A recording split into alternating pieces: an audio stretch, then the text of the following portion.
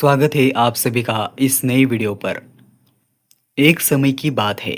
एक सुंदर और समृद्ध राज्य पर वीरेंद्र नाम का राजा शासन करता था।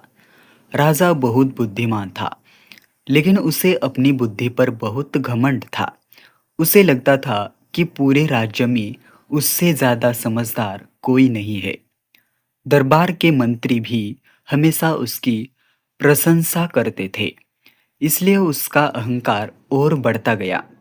एक दिन राजा ने दरबार में कहा, मेरे राज्य में ऐसा कोई व्यक्ति नहीं है जो अपनी बुद्धि से मुझे धोखा दे सके। सभी मंत्रियों ने राजा की बात मान ली, लेकिन रामदेव नाम का एक बूढ़ा मंत्री चुप रहा। राजा ने उससे पूछा, तुम कुछ बोल क्यों नहीं रहे हो? क्या तुम्हें मेरी बुद्धि पर विश्वास नहीं है? रामदेव ने कहा, महाराज, आपकी बुद्धि बहुत बड़ी है, लेकिन दुनिया में ऐसा कोई मनुष्य नहीं जो कभी गलती न करता हो।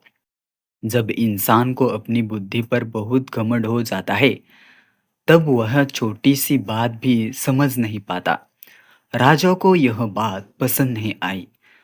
उसने कहा, अगर तुम्हें ऐसा लगता है, तो मेरे सामने ऐसे व्यक्ति व्यक्ति लाकर दिखाओ जो मुझे मेरी आंखों के सामने धोखा दे। रामदेव ने कुछ दिनों का समय मांगा और पूरे राज्य में ऐसे व्यक्ति की तलाश करने लगा।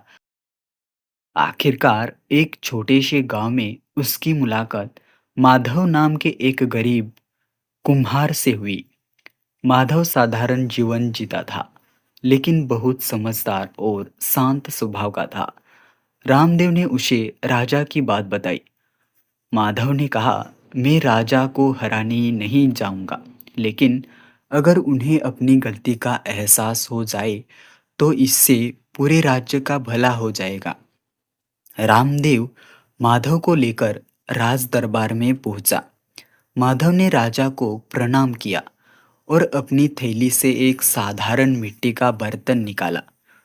उसने पूछा, महाराज, इस बर्तन की कीमत कितनी होगी? राजा ने बर्तन को देखकर कहा, ज्यादा से ज्यादा 2 सिक्के।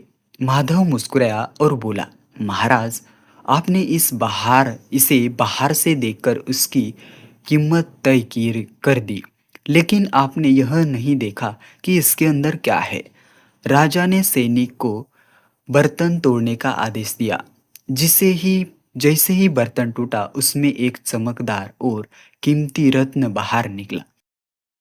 पूरा दरबार हैरान रह गया।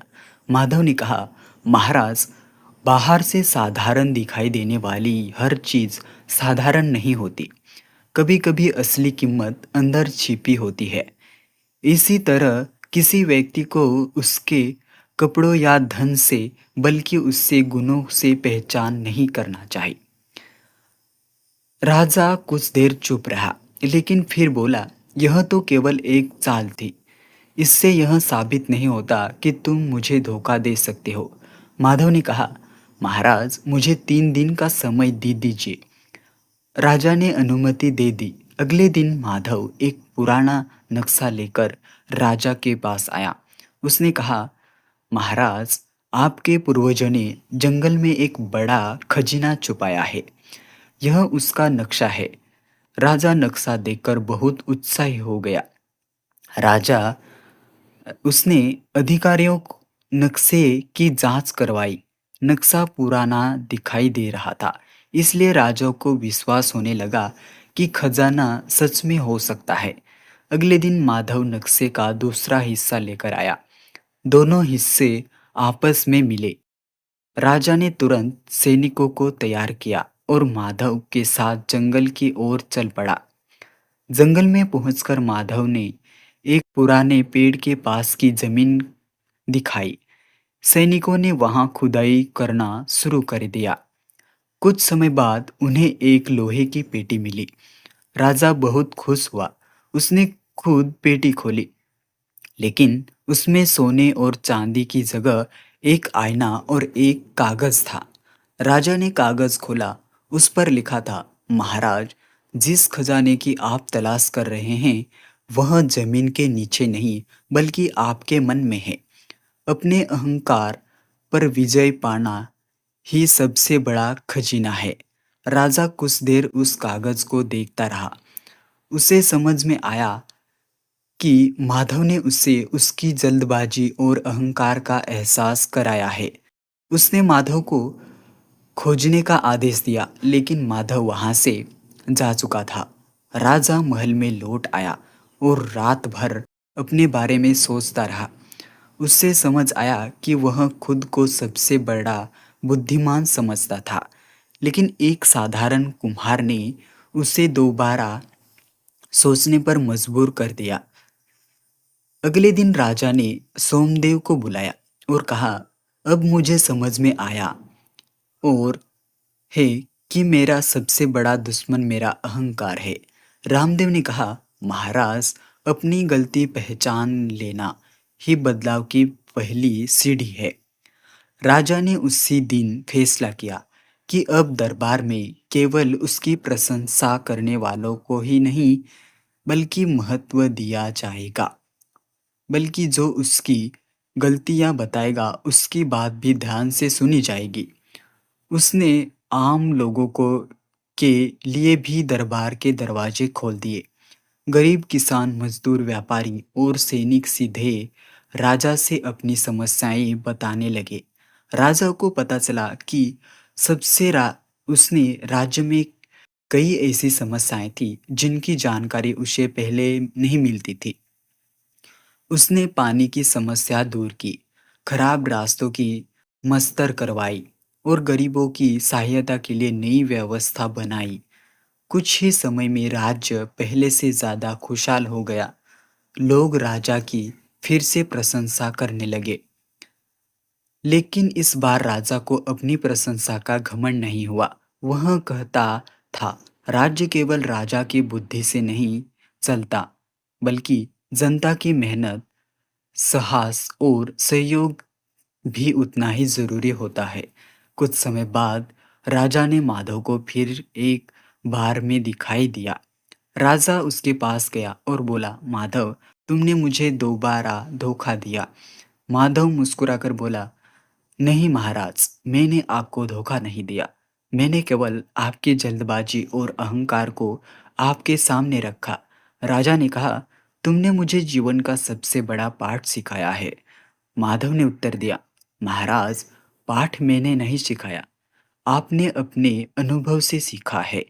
राजा ने पूछा, तो बताओ असली बुद्धिमान कौन है?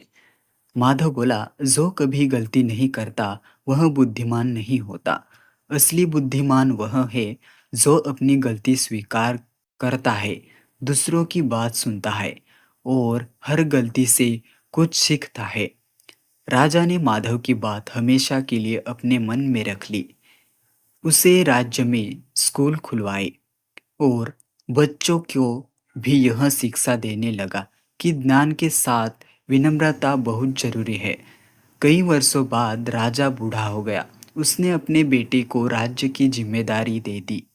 समय कहा, जब तुम जब तुम राजा बनोगे तो बहुत से लोग तुम्हारी प्रशंसा करने लगेंगे, लेकिन केवल उनकी बात मत सुनना।